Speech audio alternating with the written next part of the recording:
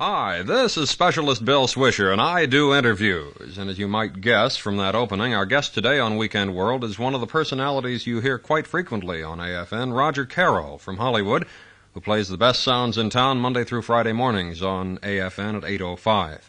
Roger, one of the big, trite, cliche questions that everyone doing interviews seems to use is, how did you get into show business? And while we'd like to avoid cliches, sometimes an audience doesn't know too much of the background of a person like yourself who is chiefly a radio personality. So what I'm really asking, I guess, is how did you get into show business?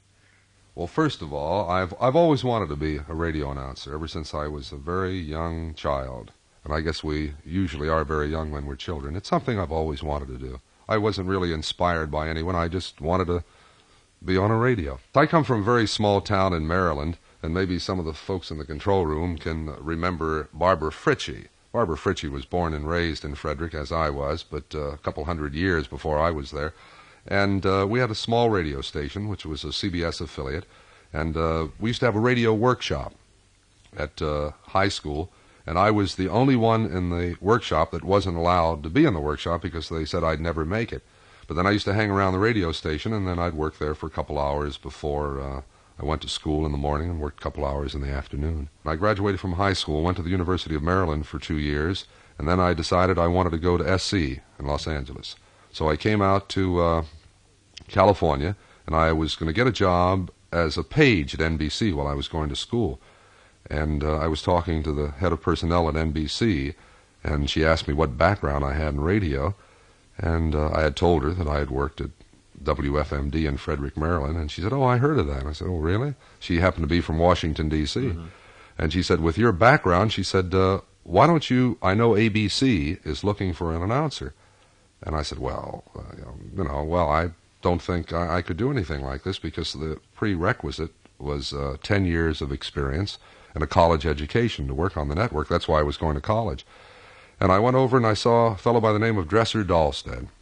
He was program director at ABC, and I auditioned with 62 guys, and I won the audition. First audition I had ever taken in my life, and I really thought I was hot stuff, but then I found out why I won the audition. They were trying an experiment. They were going to try to hire someone young who didn't have the experience and train them their way. And I was the lucky guy, and that's how it started. So I went to work at ABC when I was just a little over 18. I was on staff with 21 other big-time announcers, and I mean big-time. John Milton Kennedy, Pierre Andre, Orville Anderson, and it was great training for me. That's just what it was. It was training. Now, when you say you were on staff, what kind of duties did this include in a typical day, if there was a typical day as a staff announcer? Oh, I announced some very big shows. There was Bing Crosby when he was on ABC. Milton Berle at the time was on ABC. Walter Winchell, Luella Parsons. And as I say, I was a big announcer on these shows. I did a very important part of these shows. This program came to you from Hollywood. This is the ABC Radio Network. And that was it? That's right. And that was from an isolation booth, not even with them. But I used to write home and say, hear me on all these big shows. Well, you're now on one of Los Angeles' top stations, and was it directly to there from ABC? Yes. I went to ABC Television. They had started the television network. I sound like an old man, but I just started very young. But I went to ABC Television. They had just started the television network, and radio was kind of on its way out. The dramatic shows were going. I was in about the last year and a half of radio when it really had the demise, and the radio network kind of folded, but they wanted to start a record show on the network, and I was at ABC Television. And since I was the youngest man on the staff and seemed to enjoy music, which I always have, I was given the job, and it was on 277 radio stations of ABC. But I was very unhappy because I really wanted to be at television. And then Gene Autry heard me, and he offered me a job, and I became a disc jockey 11 years ago. And he owns the station KMPC. He owns the station KMPC in Hollywood, plus half of the world. Now, in addition to your show on KMPC and the AFRTS program that we hear over here, you also have quite a few other broadcasting activities. Is that right? Yes. I announce a lot of television shows. As a matter of fact, I arrived here yesterday, and the day before I left, I did a show for a big special that's coming up on CBS. See if I can remember the name. It's what is it, Doris Mary Jane Kappelhoff special. That's the title of it. And special guest star is Perry Como. You know who that is? Yes, well, Doris Mary Jane Kappelhoff is Doris Day. Right. So I'm doing that. Well, I just finished that. Then I've got another Bing Crosby special coming up. And I'm going to do Carol Channing special. And I announce Bonanza every week. And I do a lot of specials. The Smothers Brothers kind of changed my career, as a matter of fact. Because I promised Gene Autry that since I had really never been a disc jockey, for the first 5 years or 6 years that I worked for him, I really wouldn't do anything else on the outside, that I wouldn't do freelance work, that I'd concentrate on becoming a disc jockey, and a good one, which I'm still concentrating on, you know.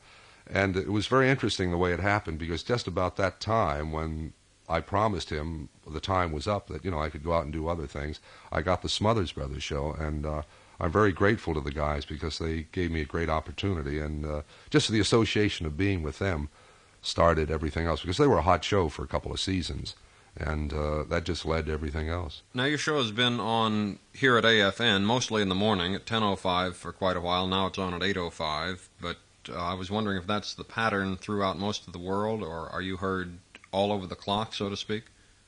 No, I think it's pretty much the same now. I think, no, I know it's a fact. In Vietnam, I'm on at 10:05 in the morning.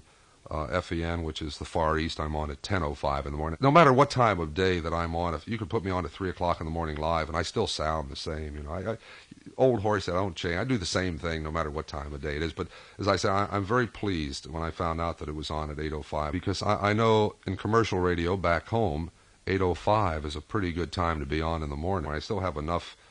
You never learn in this business. I always feel that you learn something every day, and you can never become complacent. I still feel like it's something new to me, you know, when I'm on the radio. Now, when you sit in a studio in Hollywood doing this show, are you particularly conscious as you actually go on that you're speaking to Americans in Vietnam and in Korea and in Europe and so forth? And does this affect the way you say things or the way you put them on the air? Yes and no. On the yes side, I get a lot of mail from people who live in Southern California. Their homes are in Southern California, and they say it's nice to hear a voice from home. It brings them closer. And then a few of the things that I mentioned, they're aware of. You know, once in a while I'll localize something that I'll say on the show. And then, on the other hand, the no side is, whenever I'm on the air, you know, there's been an old adage that a lot of guys, like I know guys that will have a picture up in front of them when they're on the air, like they're talking to one person. I feel that I'm talking to a lot of people, and it sounds trite, but I feel that they're with me, whether they understand what I'm saying, a foreign language, and to really sound trite, I go with the idea. Now, it doesn't bother me because I've done it so long, but I had to work at it, that everyone is like sitting around in my home. And people generally, all over the world, I think it's pretty well uniform that everyone likes music. I think music can bring people together. And like they're sitting in my home, and I just happen to have a stack of records and they don't have it. So that's the way I look at it. What's the most unusual piece of mail or reaction that you've gotten, or the one that has stuck in your mind the longest as a result of your AFRTS program? Sterling Way, who is the late Sterling Way, he has passed away about 6 months ago, who's a legend in Hollywood, was a very charming man, was part owner and general manager of the Hollywood Palladium. He called me one day and he said, I have a letter from my son who's over in Vietnam. And he said, Dad, would you please call Roger Carroll? I know you know him and I don't, and tell him how much I appreciate the records that he plays. And that really touched me. It really did. A couple of the other disc jockeys at KMPC have done shows for AFRTS and have had to, because of other commitments, give them up or something of this sort. Now, you are not exactly a man of leisure all day. What motivates you to keep going with this kind of thing? Well, not only the Sterling Way letter, but I get letters from a lot of listeners, people who listen and say their sons and daughters hear me. I think because when I was in the service, I realized, now, this is a hard thing to explain, that I feel it's doing some good. AFRS show is a part of my schedule. When I am scheduled when I do the show, and there is my agents know that I am tied down for that time, and I will not do anything else. I don't cancel my recording sessions except if I'm ill, which I haven't done yet. But I do this is part of my everyday routine because I feel it's important. Now, this is something that maybe a lot of people don't know, and maybe I shouldn't even say anything, but I will. I did the AFRS show for a long time for free. Now we get paid for it. It is not a lot of money, and I think maybe that'll answer the question for you. I did it for longer, many, many years, for not getting paid. And this was something new because of union contracts and union-type negotiations in Hollywood that we have to be paid for it now. But as I say, I did it for an awful long time for free. I get a lot of satisfaction out of doing it.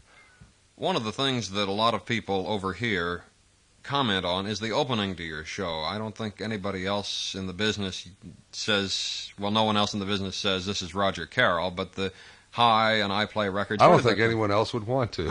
Where did that come from? When I got that show at ABC that I really didn't want, and I said, I'll fix them.